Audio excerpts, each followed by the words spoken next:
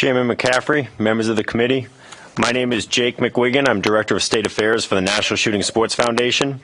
We represent manufacturers, retailers, distributors, ranges across the country and here in Rhode Island, including A.T. Wall, who is a member of ours.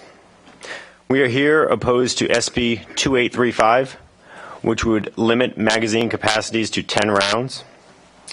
The economic impact of the firearms industry in the state of Rhode Island is $92 million, over 500 jobs, and about $4 million in taxes to the state. I think in these difficult economic times when states are battling and fighting for every single job and trying to bring jobs into the states, impacting an industry such as the firearms industry would be detrimental here to Rhode Island. Banning magazines from law-abiding citizens will do nothing for public safety. This is not about the instrument, it's not about the firearm, it's not about the magazines. We should be focusing on the individual. If you look in Rhode Island at the FBI crime statistics, over a 10-year period, over 62 people were murdered in the state of Rhode Island by hands, fists, and knives. Once again, it's about the individual, not about the instrument.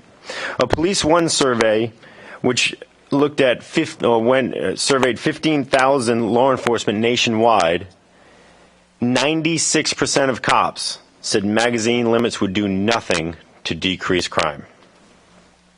These are not the politically appointed law enforcement or administrative roles that you'll hear talk about supporting magazine restrictions. These are the rank and file cops that are on the streets and deal with crimes day in and day out. If you look at a 1994 assault weapons ban study, they basically said that the halting of high-capacity magazines and the banning of specific firearms did nothing to decrease crime and increase public safety. And that was actually commissioned by the Center for Disease Control. People always talk about where does a 10-round number come from. I don't know. Honestly, it's an arbitrary number. And people will come up here and say, well, 10 rounds sounds like a good number. Well, New York State had a 10-round restriction on magazines, and then Governor Cuomo tried to pass a 7-round restriction. 7 rounds sounded like a good number, I guess.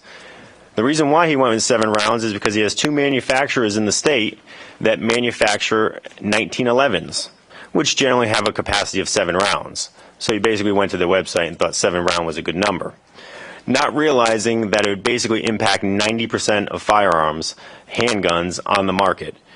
And of course, that had to be reversed and go back to the 10-round restriction. The San Bernardino shooting in California, another state that has 10-round restrictions. The shooters changed magazines numerous times in that situation. And also, they're criminals, they're terrorists, they're not going to abide by a 10-round restriction. They will find 30-rounders or whatever will suit their purpose. The industry believes that the legislature should focus on the people who commit crimes.